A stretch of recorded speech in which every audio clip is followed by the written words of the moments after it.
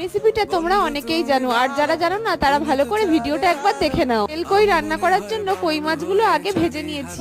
দিয়ে দিচ্ছি কালো জিরে, তেজপাতা আর গোটা গরম মশলা। তিনটে জিনিস ফোড়নের ফলে রান্নায় একটা আলাদা মাত্রা যোগ হবে। এবার দিয়ে দিচ্ছি কোচানো পেঁয়াজ রসুন গুলো। পেঁয়াজটা একটু ভাজা ভাজা হওয়ার পর দিয়ে দিচ্ছি টমেটো কুচি আর আদা বাটা গুলো, আর একটু নেড়ে চেড়ে দিয়ে দিচ্ছি পেঁয়াজ বাটা। পেঁয়াজ বাটাটা দিচ্ছি কারণ সুন্দর একটা গ্রেভি হওয়ার জন্য। আর একে একে সব মশলাগুলো দিয়ে দেবো।